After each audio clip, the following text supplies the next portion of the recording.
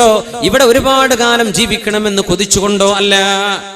വലാകിൻ അബ്കി, ഞാൻ കരയുന്നത് അലാ മാ യഫൂതുനി മിൻ ളമഇൽ ഹവാജിർ, ഉച്ചനേരത്തെ ആ ഒരു ദാഹം എനിക്ക് കിട്ടില്ലല്ലോ. ചൂടുകാലത്ത് സുന്നത്ത് നോമ്പ് വെക്കുക, ഇത് മുഅ്മിനീങ്ങളുടെ പതിവായിരുന്നു.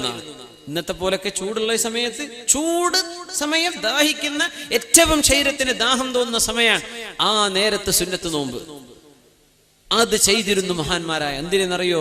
നാളെ പരലോകത്തെ ചൂടിൽ രക്ഷ കിട്ടാൻ വേണ്ടി, അള്ളാഹുവിന് വേണ്ടി ഇവിടെ ഒരു ചൂട് സഹിക്കുക, ശരീരം കൊണ്ട് അള്ളാഹുവിന് വേണ്ടി ത്യാഗം ചെയ്യാൻ.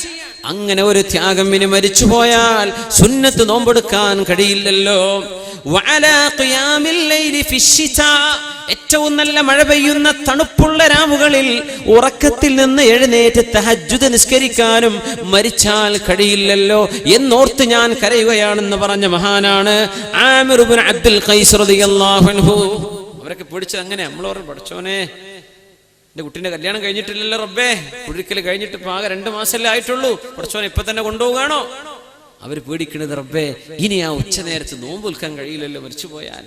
ആ തണുപ്പുള്ള രാത്രിയിൽ എല്ലാവരും കടന്നുറങ്ങുമ്പോ ശരീരം കടന്നുറങ്ങാൻ മൂടി പുതച്ച് കിടക്കാൻ ഒരുപാട് കൊതിക്കുന്ന നേരത്ത് തണുത്ത വെള്ളം കൊണ്ട് ഒളു എടുത്ത് നിനക്ക് വേണ്ടി ഉറക്കമൊളിച്ച് നിസ്കരിക്കാൻ ഇനി മരിച്ചാൽ സാധ്യമല്ലല്ലോ.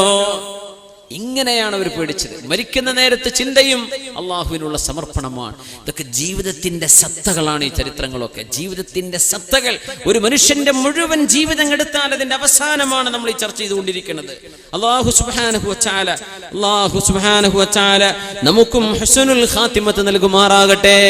അബ്ദുല്ലാഹി ഇബ്നുൽ മുബാറക് റളിയല്ലാഹു അൻഹു ഉണ്ട്. മുബാറക് എന്നവരുടെ മകൻ, മുബാറക് എന്ന മഹാമനുഷ്യന്റെ മകൻ.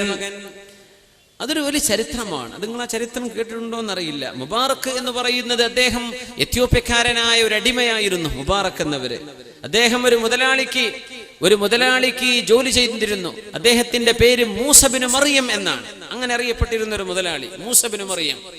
ഈസ ബിൻ മറിയം നബിയാണ്, പക്ഷെ മൂസ ബിൻ മറിയം എന്ന ഇവരുടെ പേര്. അദ്ദേഹത്തിന്റെ അടിമയായി ജോലി ചെയ്തിരുന്ന ആളായിരുന്നു ആര്? മുബാറക് എന്ന് പറഞ്ഞ ആള്. മുന്തിരിത്തോട്ടമാണ് ജോലി. മുതലാളി 3.5 വർഷം കഴിഞ്ഞ് വന്നിട്ട് തോട്ടത്തിലേക്ക് വന്നിട്ട് മുബാറക്കിനോട് പറഞ്ഞു, മുബാറക്കെ നല്ല മധുരമുള്ള മുന്തിരി കൊണ്ടുവാ. അപ്പൊ ഒരു കൊല മുന്തിരി കൊടുത്തു. നല്ല പുളി, ഇത് പുളിയാണ്, മധുരമുള്ളത് കൊണ്ടുപോകാന്ന് പറഞ്ഞു. അപ്പൊ വേറൊന്നും കൊണ്ടു കൊടുത്തു, അതും പുളി. മുബാറക്ക് പുളിയും മധുരം നിനക്കറിയില്ലേ, ഒരു മധുരമുള്ള ഒരു കൊല കൊണ്ടുപോവാ, എനിക്ക് ഇപ്പൊ കഴിക്കാൻ. വേറൊന്ന് കൊണ്ടുകൊടുത്തു, അതും പുളിയാണ്. അപ്പൊ ചോദിച്ചു, മുബാറക്കെ ഇതെന്താണ് കഥ? പറഞ്ഞു, ഇതിലെ പുളിയും മധുരവും അറിയണമെങ്കിൽ ഞാനൊന്ന് രുചിച്ചു നോക്കണ്ടേ. നിങ്ങൾ എന്നോട് ഈ തോട്ടം നോക്കാനല്ലേ ഏൽപ്പിച്ചത്? ഇതിലെ മുന്തിരി ടേസ്റ്റ് ചെയ്ത് നോക്കാൻ പറഞ്ഞിട്ടില്ലല്ലോ. ഞാൻ തിന്നു നോക്കിയിട്ടില്ല ഇത്രയും കാലമായിട്ട്, എനിക്കറിയില്ല. അങ്ങനെയുണ്ടോ കച്ചവടക്കാർ, കച്ചവട സ്ഥാപനങ്ങൾ ജോലി ചെയ്യുന്നവർ? അങ്ങനെയുണ്ടോ? മുതലാളിമാർ ഏൽപ്പിച്ചത് മാത്രം, അതിനപ്പുറം ചെയ്യൂല, അതിനപ്പുറം ഒരു 5 പൈസ എടുക്കൂല, അതിനപ്പുറം 5 പൈസ കൈപ്പറ്റൂല. സത്യസന്ധമായി ചെയ്യുന്ന കച്ചവടം. അങ്ങനെ ഒരു അനുഭവം ഉണ്ടായപ്പോഴാണ് മഹാനായി മനുഷ്യൻ ചിന്തിക്കുന്നത്, തന്റെ സുന്ദരിയായ മോളെ കല്യാണം കഴിച്ചു കൊടുക്കാൻ ഇതിലും പറ്റിയ ചെറുപ്പക്കാരനുണ്ടോ?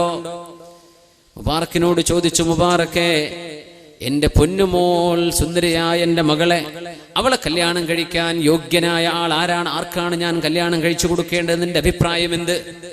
മുബാറക്ക് എന്നവര് പറഞ്ഞു, ഇസ്ലാമിന്റെ മുമ്പ് കല്യാണം കഴിച്ചു കൊടുത്തിരുന്നതൊക്കെ പേരും പ്രശസ്തിക്കും വേണ്ടിയാണ്. ഇസ്ലാം വന്നു, അതൊക്കെ നിർത്തി. ഇസ്ലാം അത് പൊളിച്ചെഴുതുകയുണ്ടായി. ക്രിസ്ത്യാനികൾ കല്യാണം കഴിച്ചിട്ടുണ്ട് ഭംഗി നോക്കിയിട്ട്, ജൂതന്മാർ കല്യാണം കഴിക്കാറുണ്ട് സമ്പത്ത് മോഹിച്ചിട്ട്, മുസ്ലിമീങ്ങൾ കല്യാണം കഴിക്കാറുണ്ട് അവരുടെ മതബോധം നോക്കിയിട്ട്. ഇതിൽ നിങ്ങൾ ഏത് വിഭാഗത്തെ പിൻപറ്റുന്നുവോ നിങ്ങൾ അവരിൽപ്പെട്ട ആളാണ്. മറുപടിയാണ് ഈ പറഞ്ഞത്. എന്റെ മോൾ ആർക്ക് കെട്ടിച്ചു കൊടുക്കേണ്ടത്? ഇസ്ലാമിന്റെ മുമ്പ് തറവാട് നോക്കി കെട്ടാറുണ്ട്.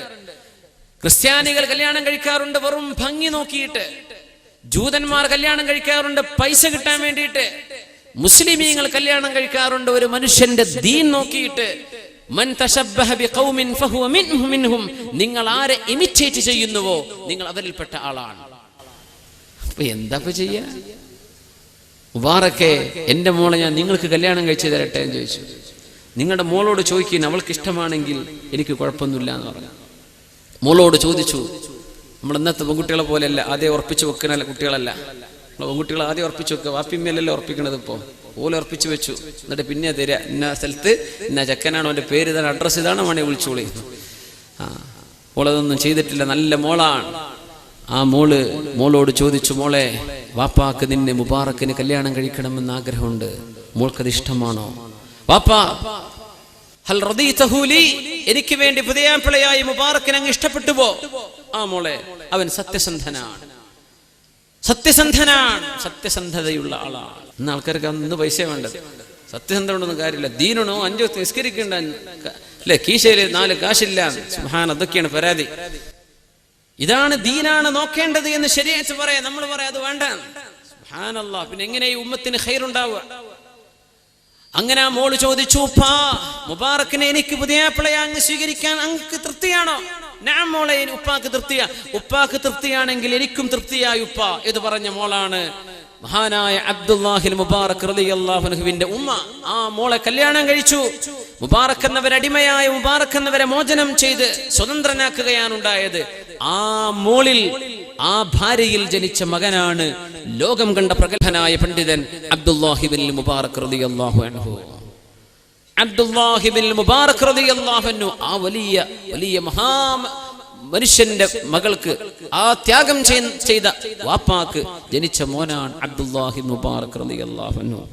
ലോകത്തോട് വിട പറയുമ്പോ, മരിക്കാൻ പോകുമ്പോ യാത്രാമൊഴി ചൊല്ലി അവസാനത്തെ വാക്ക് ചൊല്ലി ലോകത്തോട് വിട പറയുമ്പോ അബ്ദുല്ലാഹിൽ മുബാറക് റളിയല്ലാഹു അൻഹു ചിരിച്ചുകൊണ്ട് വിശുദ്ധ ഖുർആനിന്റെ ആയത്താണ് ഓതിയത്, സൂറത്ത് സ്വാഫാത്ത്.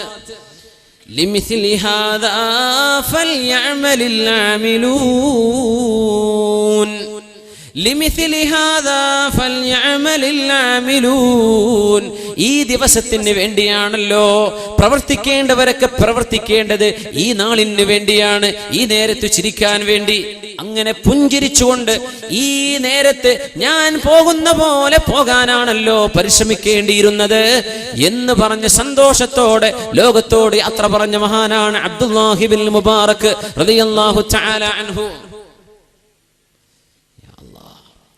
മഹാനായ സരിയുസ് സഖ്തി റഹ്മത്തുള്ളാഹി അലൈഹി, ബഹുമാനപ്പെട്ടവർ മരിക്കാൻ കിടക്കുമ്പോ ബഹുമാനപ്പെട്ടവരുടെ അരികത്തേക്ക് ചെന്നു. ലോകം കണ്ട പ്രഗത്ഭനായ ഇമാം ജുനൈദുൽ ബഗ്ദാദി റഹ്മത്തുള്ളാഹി അലൈഹി സരിയുസ് സഖ്തിയോട് ചോദിച്ചു, എങ്ങനെയുണ്ട്?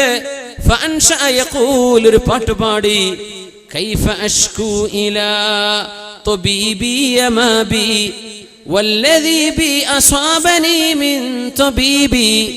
ഞാൻ എങ്ങനെയാണ് എൻ്റെ ഡോക്ടറെ പറ്റി പരാതി പറയാ?